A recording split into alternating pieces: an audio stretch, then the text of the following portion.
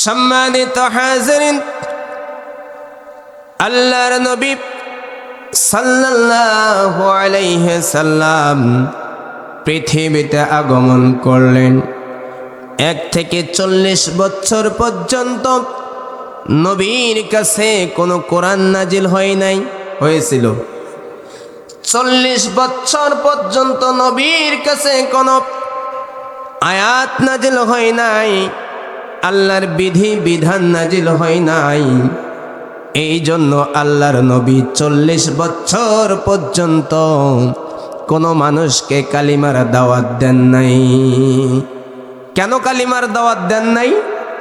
কারণ রাসূলের কাছে কোরআন নাজিল হয় নাই। আল্লাহর নবী 40 বছর পর্যন্ত একজন মানুষকেও নামাজের কথা বলেন নাই।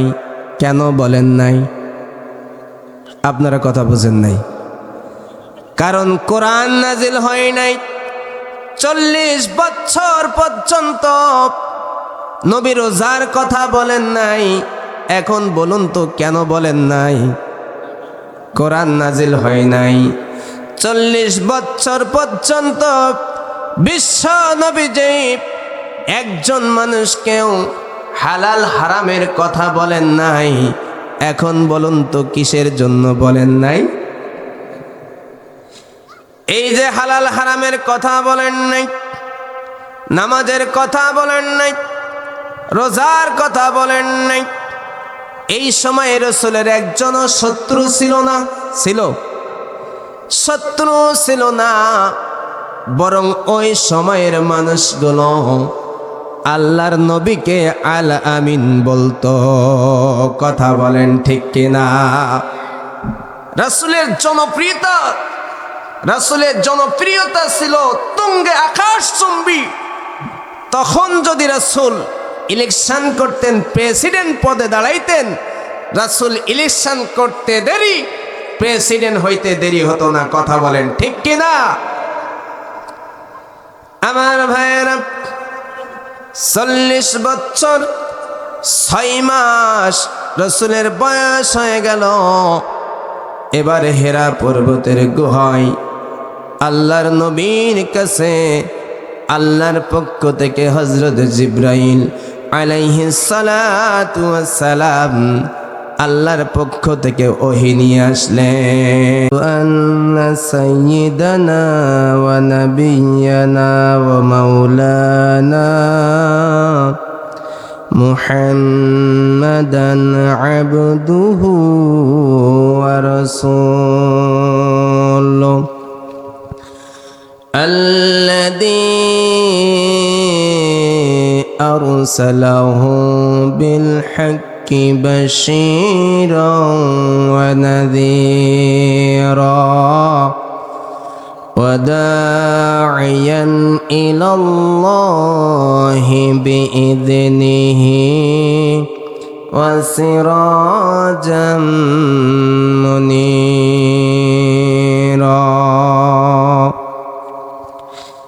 أما بعد فقد قال الله تعالى في كلامه المجيد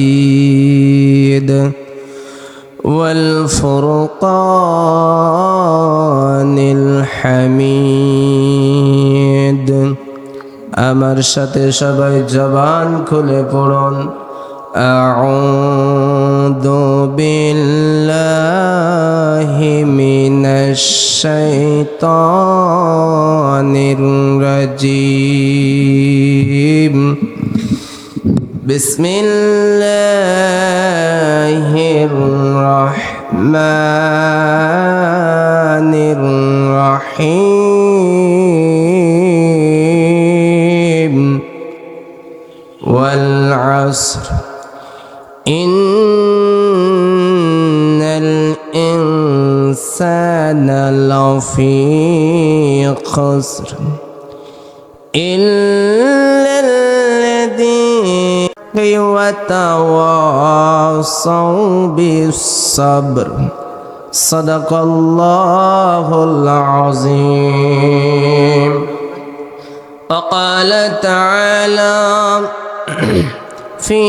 شأن حبيبي إن الله وملائكته يصلون على النبي يا أيها الذين آمنوا صلوا عليه وسلموا تسليما اللهم صل على جري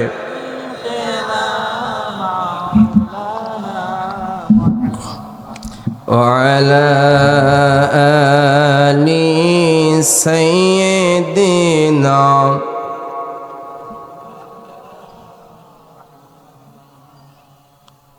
দরুদ পড়লে খুশি হন কে? আমরা আল্লাহকে খুশি করতে চাই কি চাই না? তাহলে যদি আল্লাহকে সত্যিকার অর্থে খুশি করতে চান, নবীর মহব্বতে, আল্লাহর মহব্বতে নবীর প্রতি মহব্বত করে জোরে জোরে পড়ি আল্লাহুম্মা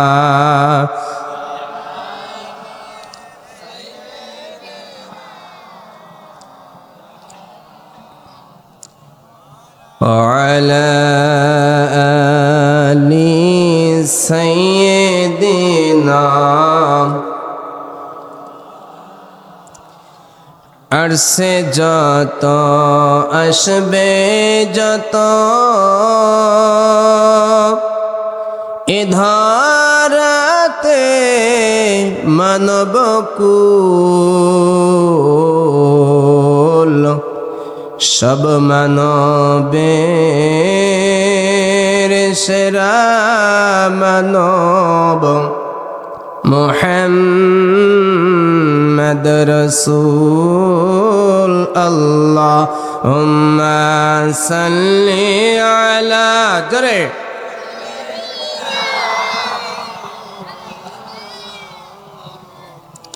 وعلى آل سيدنا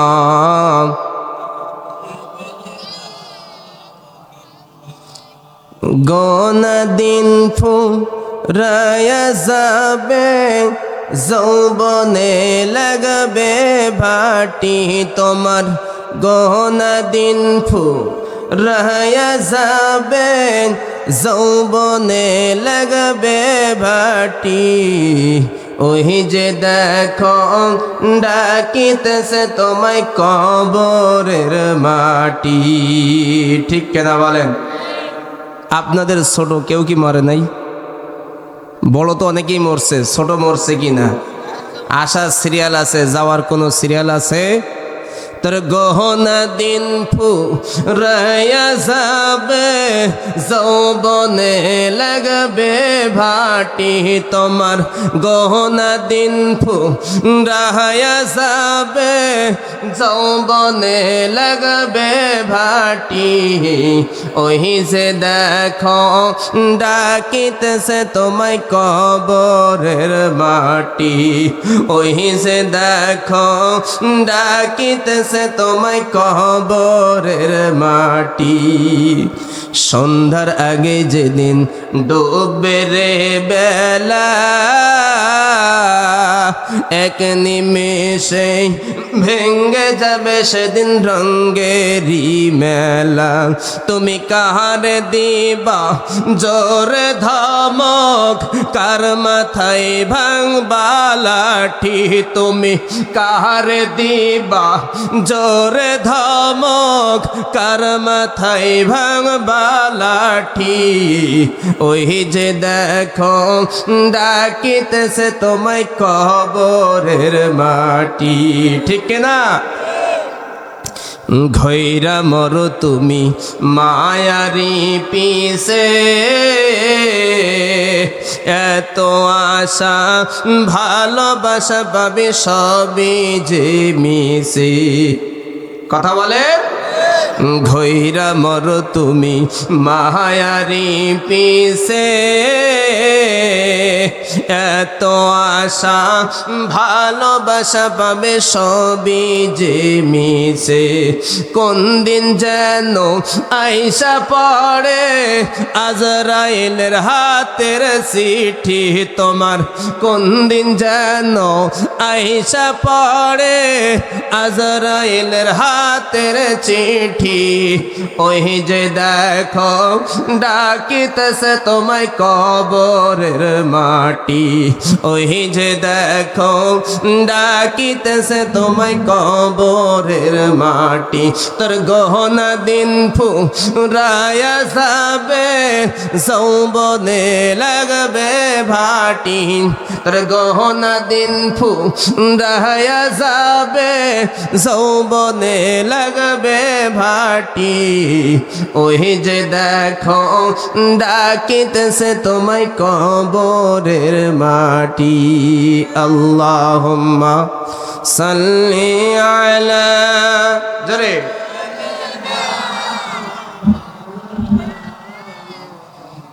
আলা আলি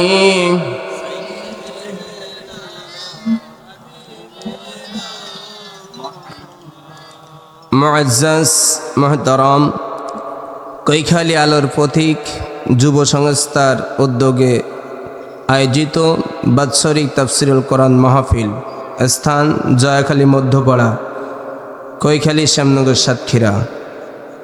আজকের মাহফিলের প্রধান আকর্ষণ সুদূর বগুড়া থেকে আগত বিশিষ্ট ইসলামী চিন্তাবিদ, মুফাসসিরে কোরআন, আন্তর্জাতিক খ্যাতিসম্পন্ন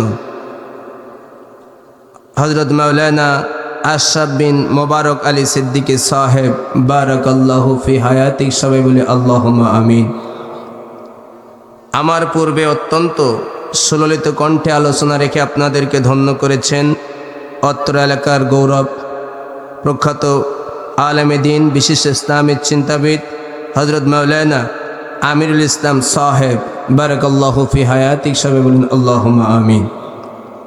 সহ কথা বলেছেন ওনার পূর্বে বিশিষ্ট ইসলামী চিন্তাবিদ, মুফাসসিরে কোরআন হযরত মাওলানা আবু ইদ্রিস সাহেব, খতিব, জয়াখালী তরফদার বাড়ি জামে মসজিদ, সহ অন্যান্য ওলামায়ে হযরত, তোলাবায়ে ইজাম, মুরব্বিয়ানে ইকরাম, হৃদয়ের স্পন্দন, যুবক ভাইরা, পর্দানিশীন আমার মা ও বোনেরা, সহ আজকের মাহফিলের সভাপতিত্ব করবেন বারবার নির্যাতিত, বারবার নির্বাচিত জননেতা জনাব শেখ আব্দুর রহিম সাহেব।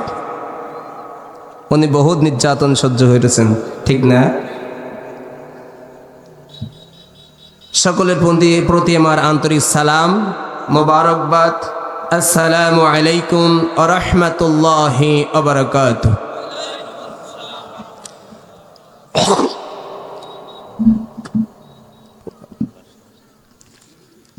সর্বপ্রথম শুকরিয়া আদায় করি সেই মহান স্রষ্টার, সেই মহান দ্রষ্টার, যিনি কুল কায়নাতের মালিক, যিনি গোটা বিশ্বকে, গোটা সৃষ্টি সমূহকে ত্রুটি বিচ্যুতিহীনভাবে নিয়ন্ত্রণ করে চলেছেন। আর আল্লাহর কাছে শুকরিয়া আদায় করি যে আল্লাহ রাব্বুল আলামিন কয়েক বছর পরে এভাবে মুক্ত বাতাসে স্বাধীনভাবে কথা বলার এবং শোনার পরিবেশ তৈরি করে দিয়েছেন। যে মনিব, সেই আল্লাহর নামে শুকরিয়াতান সকলে একযোগে সমাবেত কণ্ঠে আওয়াজ দিয়ে জবান মিলিয়ে বলছি আলহামদুলিল্লাহ। সম্মানিত হাজিরিন, আপনারা যে আওয়াজ দিয়ে আল্লাহর শুকরিয়া আদায় করলেন, এই আওয়াজটা কিন্তু ছিল 2024 সালের 5ই আগস্টের পূর্বের আওয়াজ, যে সময় ইমাম, খতিব, বক্তা কোরআনের মাহফিলে, মসজিদের মেম্বারে ইমাম, খতিব, বক্তা কোরআনের হক কথা বলার কারণে মাহফিলের শ্রোতারা হকের পক্ষে আওয়াজ তোলার কারণে বহু নির্যাতনের শিকার হয়েছে। জোরে বলেন কথা ঠিক কিনা? আজকে তাদেরকে আমরা এই মাহফিল থেকে বলতে চাই, তোমরা দীর্ঘ 17টি বছর চেষ্টা করেছো, আলেম ওলামার কণ্ঠকে রোধ করার চেষ্টা করেছো, দমন করার চেষ্টা করেছো, যেন কোরআনের হক কথা বলতে না পারে। কথা বলেন ঠিক কিনা? কিন্তু পারো নাই। সুতরাং এই মাহফিল থেকে ঘোষণা করতে চাই, দীর্ঘ 17টি বছর তোমরা পারো নাই। আরো একটি বাংলার জমিনে একটি মাহফিলে যদি তোমরা বাধা দেওয়ার চেষ্টা করো, ইসলামী আন্দোলনের নেতা কর্মীদের উপর যদি নির্যাতন করার চেষ্টা করো, তাহলে যে হাত দিয়ে তোমরা বাধা দিবা, ওই হাত ভেঙে আমরা টুকরো টুকরো করে দেব। যেই জবান দিয়ে তোমরা হুমকি দিবা, মনে রাখবা ওই জিহ্বা টেনে বের করে আমরা কুকুর দিয়ে খাওয়াবো, আর তোমাদের ছাড় দেব না। কথা বলে ঠিক কিনা? কারণ আমরা এখন স্বাধীন। সুতরাং স্বাধীন জমিনে মুক্ত বাতাসে উচ্চ আওয়াজে আল্লাহর শুকরিয়া আদায় করতে কোনো বাধা আছে? কোনো ভয় আছে না? তাহলে আরো জোরে চিৎকার দিয়ে মধ্যে মুজাহিদের মতো শরীরের সমস্ত শক্তিকে কণ্ঠের কিনারে হাজির করে আওয়াজ দিয়ে জবাব মিলিয়ে আওয়াজ সোনার মদিনায় পাঠিয়ে দিয়ে আরো একবার আল্লাহর নামে শুকরিয়া আদায় করি, আলহামদুলিল্লাহ।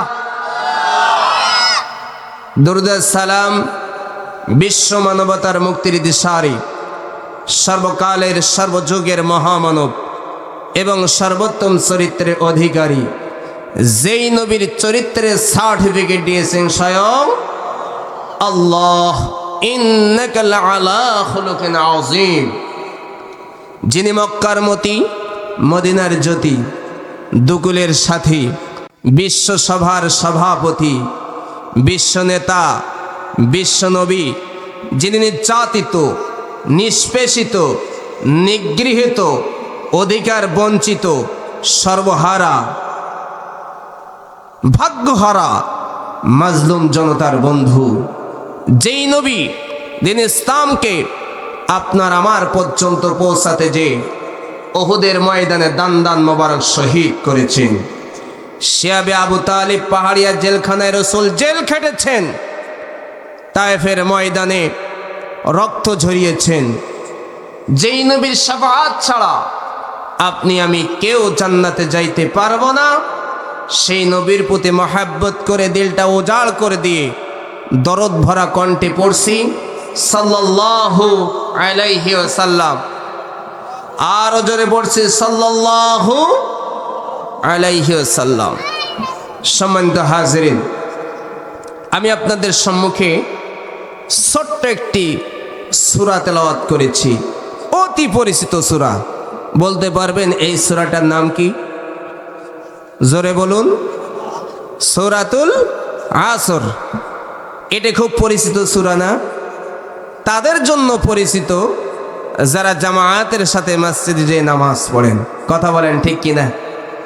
আর যারা বাপ দাদা মুসলমান ছিল, ওই নামে বাপ দাদার পৈতৃক সম্পত্তি, মানে পৈতৃক সূত্রে পাওয়া মুসলমান, যাদের মসজিদের সাথে, মাদ্রাসার সাথে, মাহফিলের সাথে সম্পর্ক নাই, তাদেরও এই সূরাটার সাথে কোনো সম্পর্ক, এরকমও মুসলমান আছে না নাই?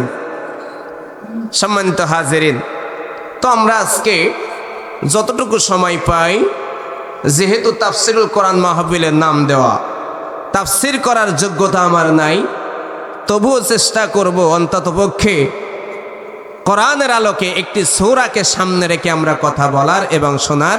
আল্লাহ তৌফিক দান করুক। সবাই বলুন আল্লাহুম্মা আমিন। সর্বপ্রথম আসুন, এই সূরাটার নাম সূরা আসর। এটি কোরআনুল কারীমের 114টি সূরার মধ্যে এর ক্রমিক নাম্বার 103। এর আয়াত সংখ্যা 3টি, রুকু সংখ্যা 1টি। এটি মক্কায় নাজিল হয়েছে। নাজিল হওয়ার কারণে সূরাটাকে মাক্কি সূরা বলা হয়। এখন যদি আপনাদের কাছে জিজ্ঞাসা করি, আপনারা কি উত্তর দিতে পারবেন না ইনশাআল্লাহ? বলুন তো এই সূরাটির নাম কি? সম্মানিত হাজিরিন, এটা একটা ক্লাস। আমরা অনেক সময় মনে করি কি বক্তা কি কাজ করতেছে, সুর কেমন, কণ্ঠ কেমন, চেহারা কেমন, এই দেখেই চলে যায়। কিন্তু বক্তা কি ওয়াজ করলো কিছুই বুঝি না, এমন শ্রোতা আছে না নাই? আমি একটু ভিন্ন, যে আমি কি বলতেছি আমার শ্রোতা যারা আছেন তারা বুঝতেছে কি না, এটা আমি আবার পুনরায় জিজ্ঞাসা করি। আপনারা কি রাগ করবেন? বেশি আলোচনা শোনার দরকার নাই, কম শুনবো, সেটা বুঝবো এবং সেই আলোকে আমল করব ইনশাআল্লাহ। এই জন্য আমি একটু আপনাদেরকে পরীক্ষা নিব, টেস্ট করব যে আসলে আপনারা আমার কথা বুঝতেছেন কি বুঝতেছেন না, নাকি মাহফিলে বসে আছেন আমার ভাইরা যারা যে ভাবি বকাবকি করবে ভাবির ভয়ে বসে আছেন, আমার চাচারা যারা আছেন চাচি আম্মা বকাবকি করবে, বাড়ির পাশে মাহফিল আছে, মাহফিল হচ্ছে কেন তুমি এখন ঘরে, তো ভাবির ভয়ে ভাইয়েরা বসে আছেন, চাচি আম্মার ভয়ে আমার চাচা জানরা বসে আছেন, নাকি আল্লাহর কোরআন শোনার জন্য আল্লাহর কোরআন থেকে শিক্ষা নিয়ে নিজের জীবনটাকে পরিবর্তন করার জন্য আসছেন? এজন্য একটু যদি আমি আপনাদের সাথে কথা বলি আপনারা কি রাগ করবেন? আল্লাহ আমাদেরকে বোঝার তৌফিক দান করে, সবাই বলুন আল্লাহুম্মা আমিন। তাহলে খুব ভালো করে বুঝবেন, আমি আরো একবার বলতেছি, আমি যেটা বলবো আপনাদের কাছে সেটা আবার জিজ্ঞাসা করব। এই সূরাটির নাম সূরা আসর। এটি কোরআনুল কারীমের 103 নম্বর সূরা।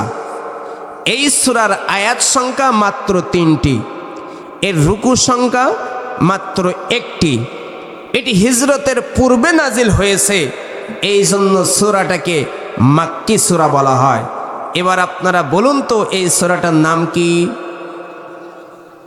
এই সূরাটা ক্রমিক নাম্বার কত? 103। মাশাআল্লাহ। এই সূরাটার আয়াত সংখ্যা কয়টি?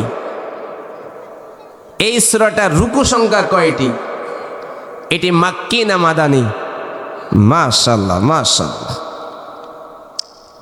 সম্মানিত হাজিরিন, এই সূরাটি সম্পর্কে ইমাম শাফিঈ রাহমাতুল্লাহি আলাইহি বলেছেন, আল্লাহ রাব্বুল আলামিন যদি মানব জাতির হেদায়েতের জন্য কোরআনের মধ্যে শুধুমাত্র এই সূরা আসর নাজিল করে আর কোনো সূরাই নাজিল না করতেন, তবুও মানব জাতির জন্য, মানব জাতির হেদায়েতের জন্য এই সূরা আসরই যথেষ্ট ছিল।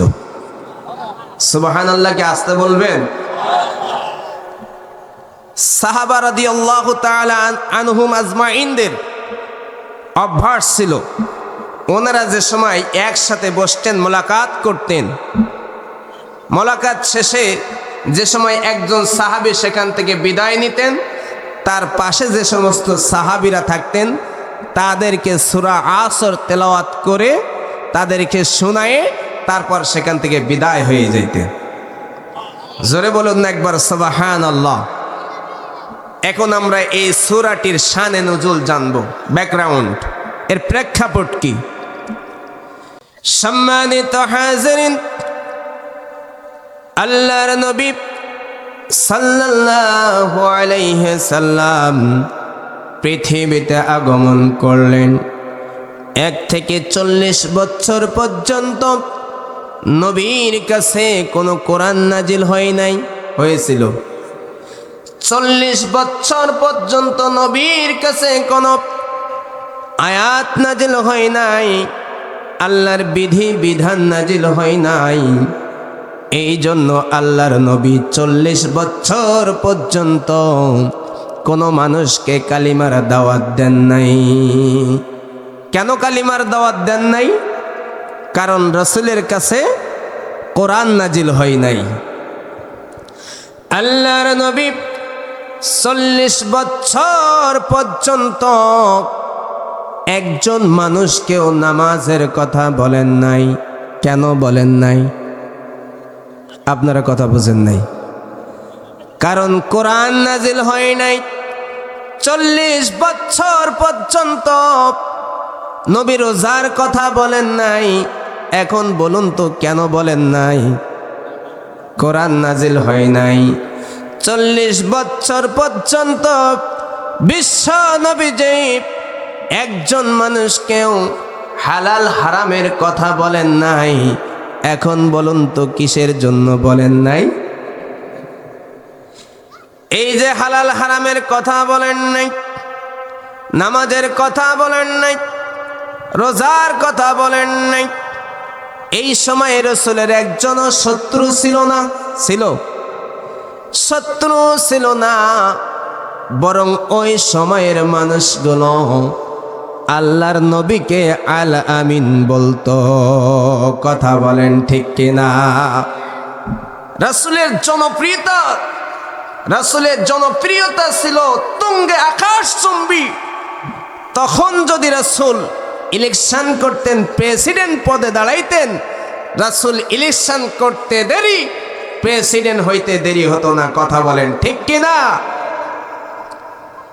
আমার ভাইয়েরা, 40 বছর 6 মাস রাসূলের বয়স হয়ে গেল।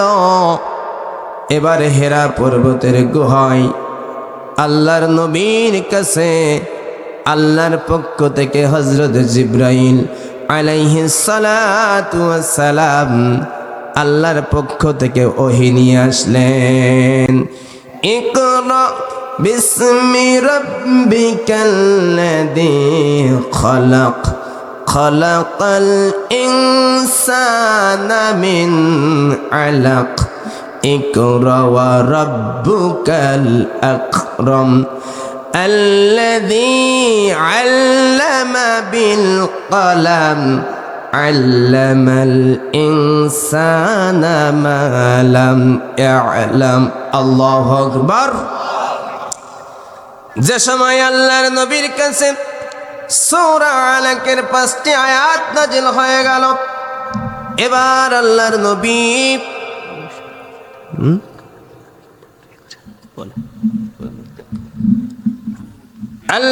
নবী সাল্লাল্লাহু আলাইহি ওয়াসাল্লাম এবার তার কওমের মানুষের কাছে দাওয়াত দেওয়া শুরু করলেন।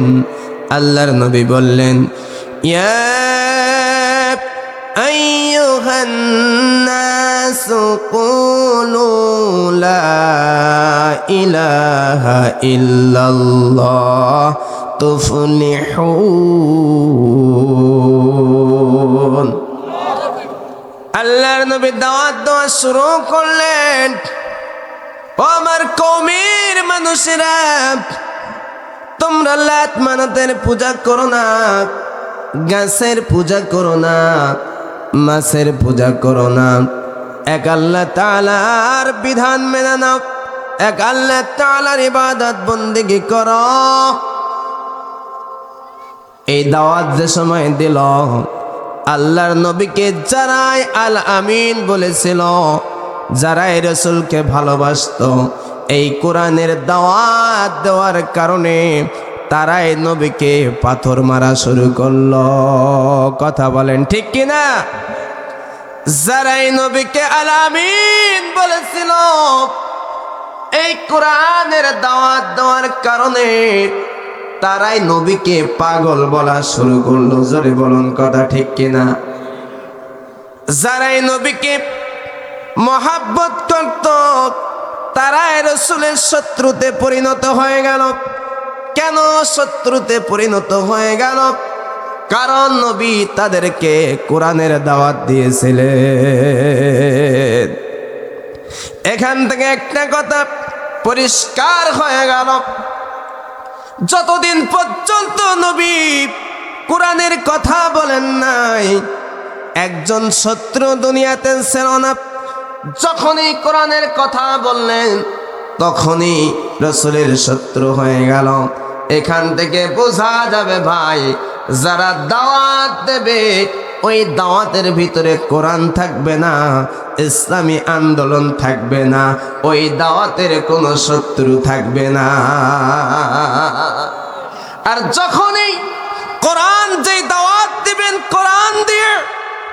কোরআন দিয়ে রাষ্ট্র পরিচালনার দাওয়াত দিবেন, রাসূলের আদর্শ বাস্তবায়ন করার দাওয়াত দিবেন, বলবেন বাপ দাদার আদর্শ বাস্তবায়ন করা যাবে না, স্বামীর আদর্শ বাস্তবায়ন করা যাবে না, মামার আদর্শ বাস্তবায়ন করা যাবে না, বাবার আদর্শ বাস্তবায়ন করা যাবে না, রাসূলের আদর্শ বাস্তবায়ন করতে হবে, আল্লাহর জমিনে আল্লাহর দ্বীন প্রতিষ্ঠা করতে হবে, তখনই আপনার উপর বাধা আসবে। কথা বলেন ঠিক কিনা? আল্লাহর নবী সাল্লাল্লাহু আলাইহি ওয়াসাল্লাম এই দাওয়াতের সময় শুরু করলেন, তখন কিন্তু আর রাসূলকে ভালোবাসলো না। ভালোবাসলো? তখন শুধু লস। ওই মুশরিক বেঈমানেরা হাটে বাজারে, পথে ঘাটে, শহর বন্দরে তারাই তখন বলা বলি শুরু করে দিল, মুহাম্মদ, আব্দুল্লাহর পুত্র মুহাম্মদ এতদিন ছিল লাভের মধ্যে, এখন পড়ে গেছে লসের মধ্যে। এতদিন কিসের মধ্যে ছিল? লাভের মধ্যে।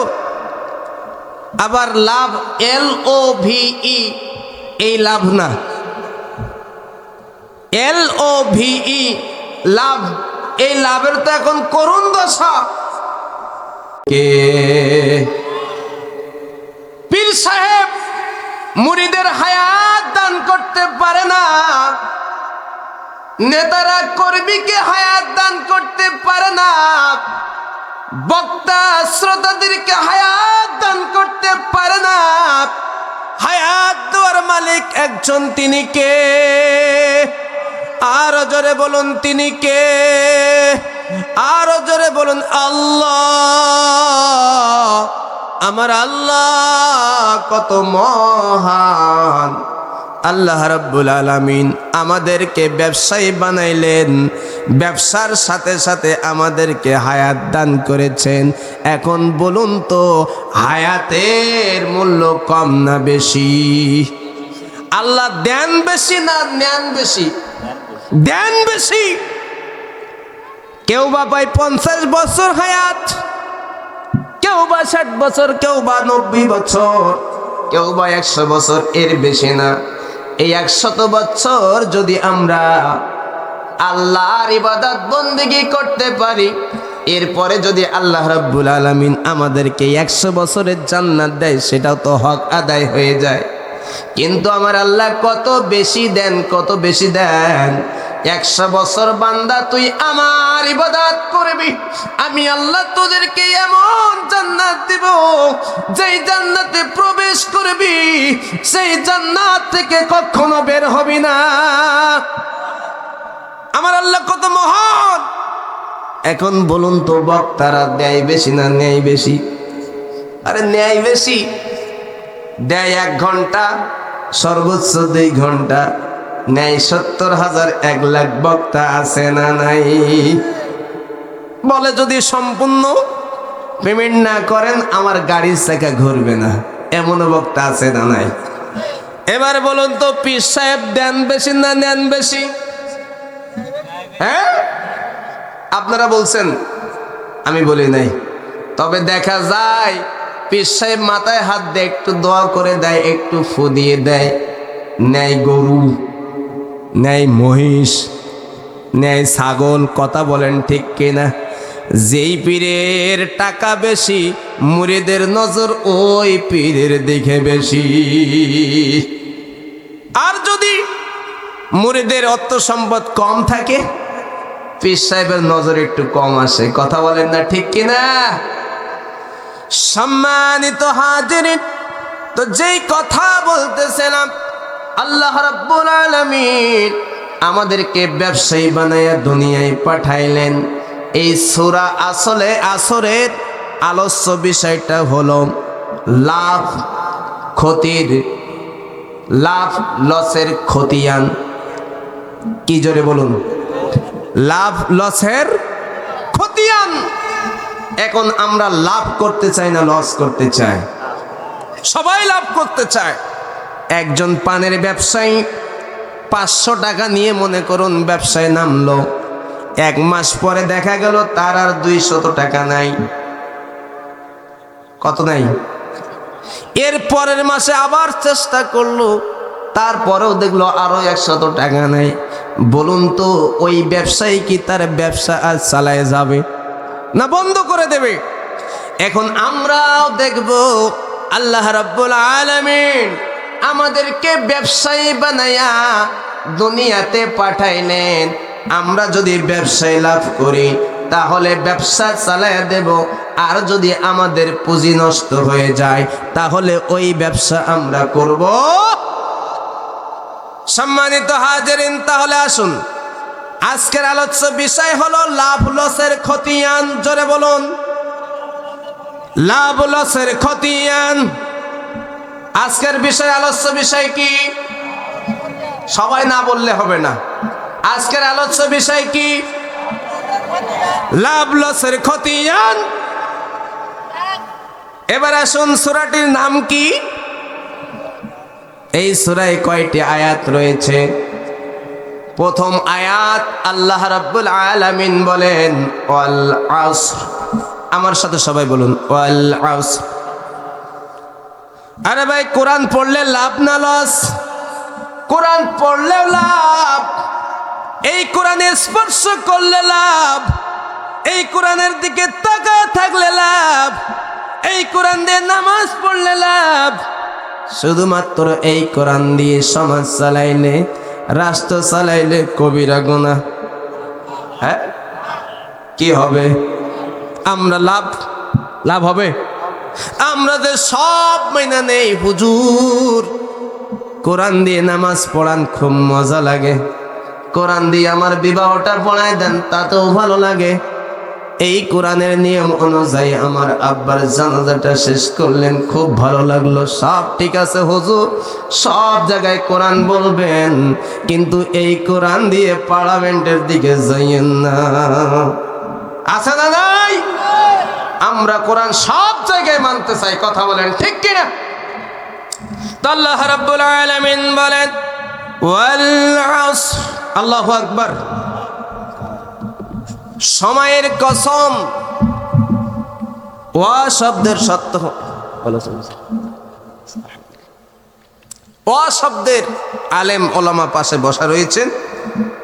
ওয়া শব্দের অর্থ হলো এবং, কিন্তু আয়াতের শুরুতে যখন আসে তখন এর অর্থ হয়ে যায় কসম, শপথ। আল্লাহ কসম খাচ্ছে, আল্লাহ শপথ করে বলতেছেন সময়ের কসম। সময়ের কসম আল্লাহ কেন খাইলেন? আল্লাহ যদি কোনো কথা বলেন কুন ফায়াকুন, সাথে সাথে তো হয়ে যায়, কথা বলেন ঠিক কিনা? আল্লাহ যদি বলে হও, সাথে সাথে হয়ে যায়।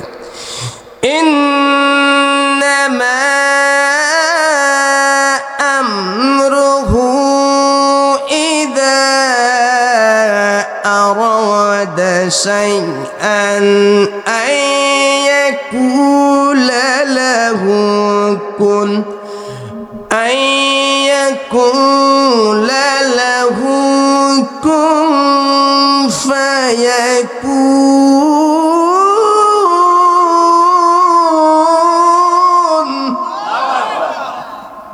আল্লাহ তাআলা শুধু বলেন কোন, আর হও, ফায়াকুন, সাথে সাথে হয়ে যায়। আল্লাহ জি এত ক্ষমতাধর আল্লাহ, সে আল্লাহ সময়ের কসম কেন খাইলেন জানার দরকার আছে না নাই? আমার ভাইয়েরা, আল্লাহ রাব্বুল আলামিন সময়ের কসমকে বুঝাইতে চাইলেন বান্দাদেরকে, ও বান্দা এই সময়ের ব্যবধানে অনেক কিছুর পরিবর্তন ঘটে। এই সময়ের ব্যবধানে বনের হিংস্র বাঘটাও বিড়ালের মতো হয়ে যায়। শক্তিশালী সন্ত্রাস এই সময়ের ব্যবধানে এক সময় দরবেশে সুরত ধরতে বাধ্য হয়, কথা বলেন ঠিক কিনা? এই সময়ের ব্যবধানে টকবুকে যুবকটা এক সময় বৃদ্ধ হয়ে যায়, কথা বলেন। চাচা যান, বয়স কত চলে? 55। এখানে 25 বছর আগে চাচার আর টকবুকে ছিলেন না? সময়ের ব্যবধানে পরিবর্তন হয়েছে। এই সময়ের ব্যবধানে আমরা দেখেছি স্বৈর শাসক চোরের মতো দেশ থেকে পালাতে বাধ্য হয়। তাকান ফিরআউনের দিকে, এক সময় বড় জালেম ছিল, এখন আল্লাহ রাব্বুল আলামিন তারে শুটকি বানিয়ে জাদুঘরের মধ্যে রাখছে। এই কথা বলেন না কেন? এই সময়ের ব্যবধানে স্বৈর শাসক আমার দেশে একজন ছিল, যার টার্গেট ছিল 41 সাল, কিন্তু পারে নাই। এই সময়ের ব্যবধানে দেশ থেকে চোরের মতো পালাতে বাধ্য হয়েছে। আবার এখন বলে আমি দেশের খুব কাছাকাছি আছি, টপ করে চলে আসব। কথা বলেন ঠিক কিনা? আমরা বলি আপনি টপ করে চলে গেলেন, আবার টপ করে হুট করে চলে আসবেন কেন? এটা খুব খারাপ দেখা যায়। আপনাকে হুট করে আসতে হবে না, আমরা আপনাকে দাওয়াত করতেছি, আপনি আসেন, আমরা আপনাকে রিসিভ করব, তবে সেই দিন আর ক্ষমতা দেব না। কি ক্ষমতা আর দেওয়া হবে না? আপনি 17টি বছর ক্ষমতা পেয়ে ক্ষমতার অপব্যবহার করেছেন। আপনার টার্গেট ছিল আলেম ওলামা, আপনি আলেম ওলামাদের উপর নির্যাতন করেছেন। ইসলামী নেতা কর্মীদের উপর, ইসলামী আন্দোলনের নেতা কর্মীদের উপর নির্যাতন করেছে।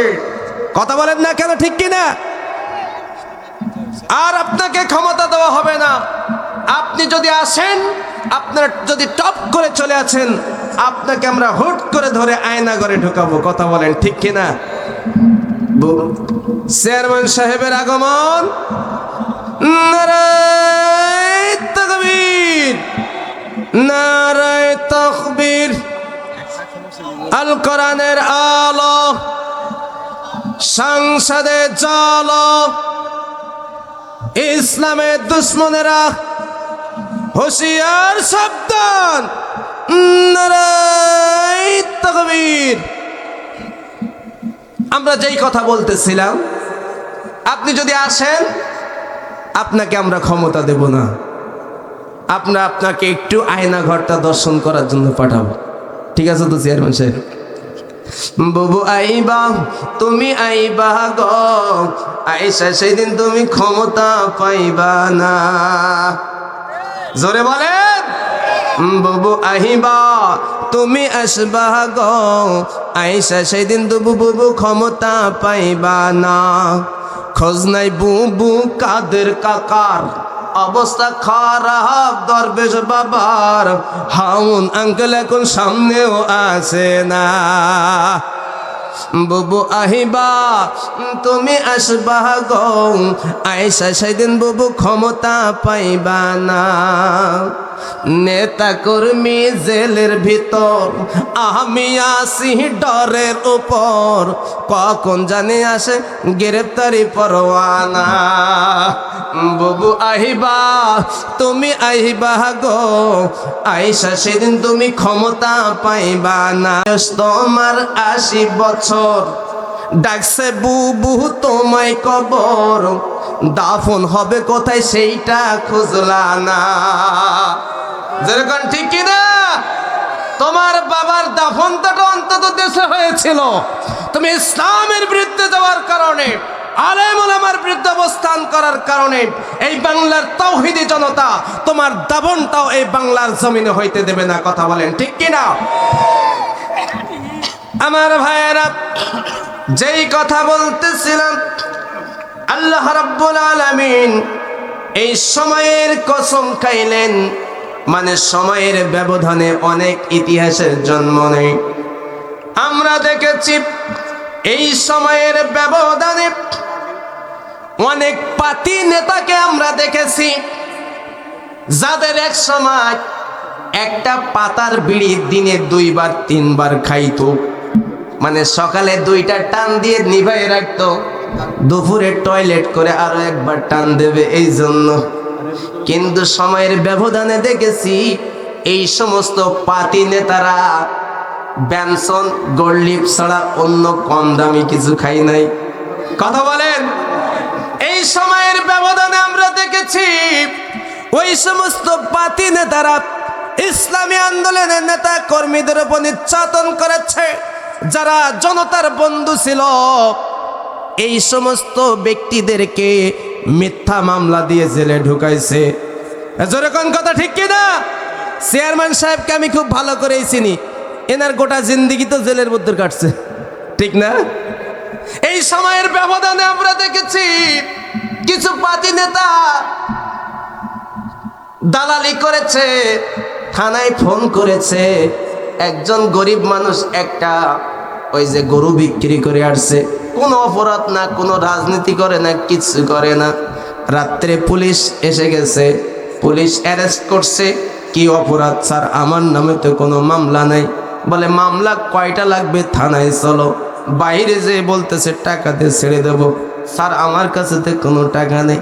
বলে কেন টাকা নেই? বিকালে যে তুই গরু বিক্রি করে আসছিস, টাকা কোথায়? এ মনে হয় জিবরাইল আলাইহিস সালামের ভাই। হ্যাঁ, আরে গরু বিক্রি করে আসছে, তা থানা থেকে পুলিশ জানে কিভাবে? এই সমস্ত দালাল পাতি নেতাদের কারণে ইসলামী আন্দোলনের নেতা কর্মীরা, সাধারণ তাওহীদি জনতা ঘরে থাকতে পারে নাই। কথা বলেন ঠিক কিনা? তোমরা আমাদেরকে ঘরে থাকতে দাও নাই, আমরা আল্লাহ রাব্বুল আলামিনের গজব, আল্লাহ তোমাদেরকে দেশে থাকতে দিচ্ছে না। এই কথা বলেন ঠিক কিনা? যাদের কারণে বৈধ স্ত্রীর পাশে আমরা থাকতে পারি নাই, সেই সমস্ত নেতাদেরকে এখন হারিকেন জ্বালিয়েও পাওয়া যাচ্ছে না।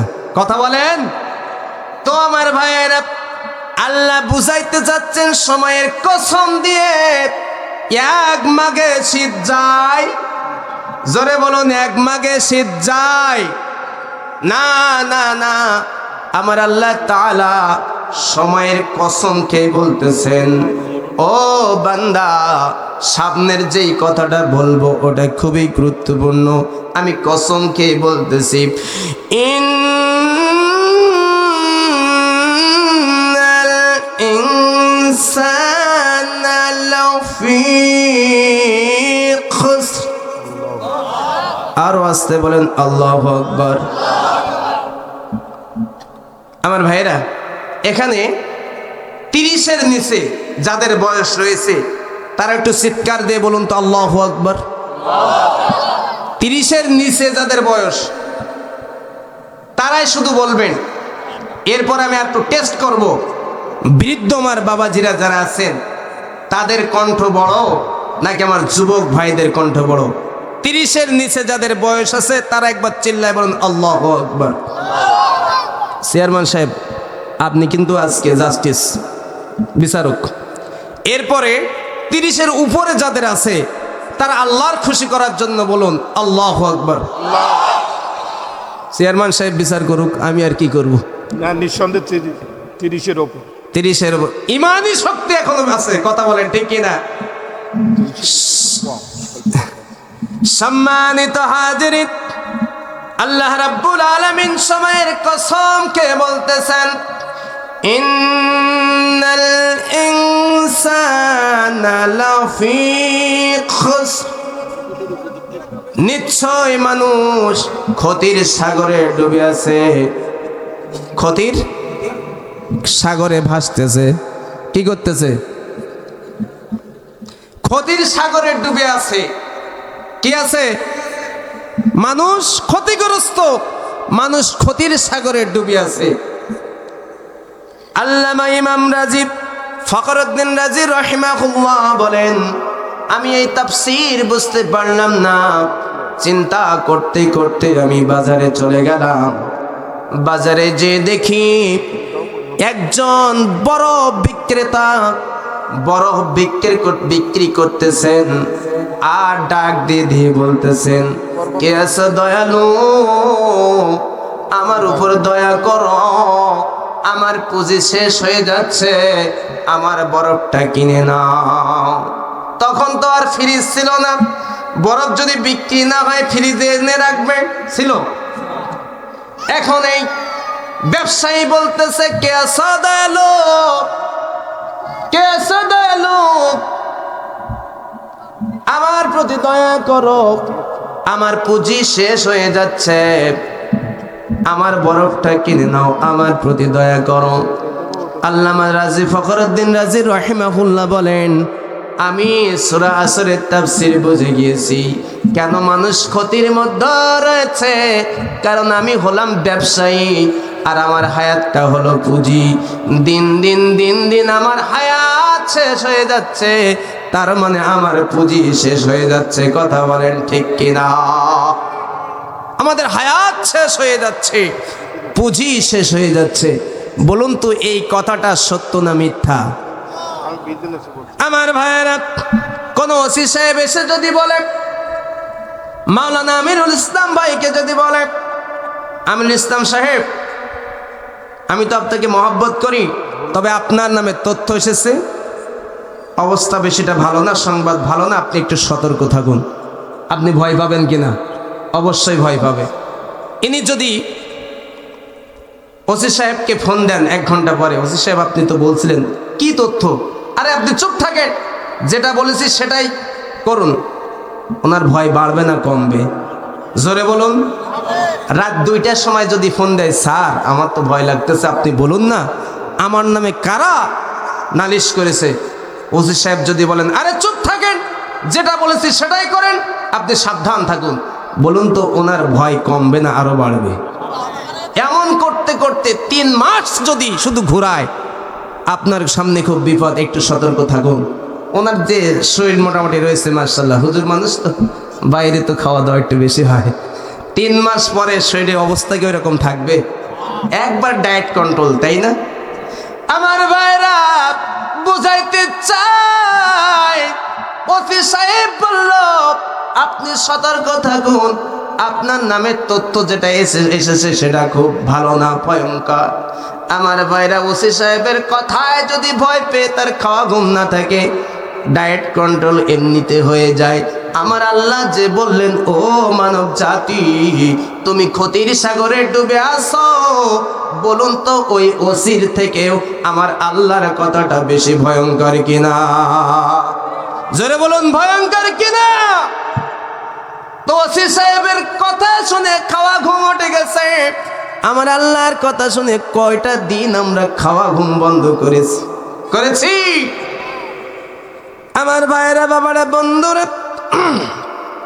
খুব ছোট্ট করে বলি, এখন আমাদেরকে ওই যে ক্ষতির সাগরে ডুবে আছি, ওই ডুবন্ত থেকে উপরে পাড়ে ওঠার দরকার আছে না নাই? জোরে কোন আছে না নাই? অনেক সময় আমাদের চেয়ারম্যান সাহেব মনে হয় এই খেলাটাও করেছেন, ছোটবেলায় 2 জন 3 জন গোসল করার সময় ডুব দেওয়া খেলা করতেন, যে কে কতক্ষণ ডুব মেরে থাকতে পারেন। তো চেয়ারম্যান সাহেব কতক্ষণ থাকতে পারেন পানির মধ্যে? 2 মিনিট ধরলাম, তাও পারবেন না। এখন 1 মিনিট পর উনি উঠে পড়ছেন, উঠে দেখতেছেন যে ওনার সাথে যারা ডুব দিয়েছিলেন তারা কি এখনো ডুব দিয়ে আছে কিনা। করছেন না খেলা? এটা সবাই করছে, আমিও করছি, বোঝানোর জন্য বলছি, করছেন না? হ্যাঁ। এখন চেয়ারম্যান সাহেব কি করছেন, যখনই দেখে পানি নড়াচড়া করতেছেন তখন আবার চেয়ারম্যান সাহেব ডুব। এই খেলা আপনারা করছেন। এরপরে চেয়ারম্যান সাহেব যখন ডুব দিয়েছেন, তার প্রতিপক্ষ যিনি ছিলেন তিনিও কিন্তু এখন পানির উপরে। আবার যখন দেখতেছেন চেয়ারম্যান সাহেবের পানি নড়াচড়া করতেছে, তখন সে আবার ডুব। হ্যাঁ, এমন করতে করতে করতে করতে আমার ভাইরা 3-4 মিনিট 10 মিনিট হয়ে যায়, কিন্তু সবাই পানির মধ্যে, আছে না নাই? সম্মানিত হাজরিন, এই চেয়ারম্যান সাহেব 1 মিনিট থাকতে পারেন, বোঝানোর জন্য বলতেছে, মাইন্ড করবেন না। আপনি তো আলেম ওলামাদেরকে মহব্বত করেন, আমি জানি, করেন কিনা? আলহামদুলিল্লাহ করেন। এখন যদি উনি যেই আলেমটাকে বেশি মহব্বত করেন, ওই আলেম যদি 1 মিনিট পরে যে চেয়ারম্যান সাহেবকে মহব্বত করে জড়িয়ে দিয়ে বলেন আপনি পানির ভিতর কিছুক্ষণ থাকেন, চেয়ারম্যান সাহেব কি থাকবেন? আরে যার হ্যান্ডশিপ করলে, মোসাফা করলে চেয়ারম্যান সাহেব নিজেকে ধন্য মনে করেন, সেই সম্মানিত ব্যক্তি 1 মিনিট 1.5 মিনিট পরে যে সময় চেয়ারম্যান সাহেবের জীবন চলে যায় ভাব, সে সময় যে জড়ায় ধরলো, শুধু মোসাফা করলো না, খুব মহব্বত করে জড়ায় ধরলো পানির মধ্যে, চেয়ারম্যান সাহেব আরও কিছুক্ষণ সময় থাকেন, তখন চেয়ারম্যান সাহেব কি থাকবেন? না। কি করবেন? উঠে যাবেন। যদি ওই হুজুর আমি যে আরো খুব জোর করে ধরি, চেয়ারম্যান সাহেব তখন কি করবে? বক্সিং দিয়ে দেবে বলছে। যদি ওই বক্সিং দিছেন আমি আরো জোর ধরে ধরছি, তখন বক্সিং লাতি ঘুষি যা ইচ্ছা তাই দেবে। কথা বলেন ঠিক কিনা? কিসের জন্য দেবেন? জান বাঁচানোর জন্য দেবে। ও আমার ভাইরা, চেয়ারম্যান সাহেবের জীবনটা যদি হুজুর জড়িয়ে ধরার কারণে যদি সর্বোচ্চ যাইতো, চেয়ারম্যান সাহেবের জীবনটা চলে যাইতো, ইমান নাও যাইতে পারতো। তা চেয়ারম্যান সাহেব জীবন বাঁচানোর জন্য একজন সম্মানিত ব্যক্তিকে লাথি মারলেন।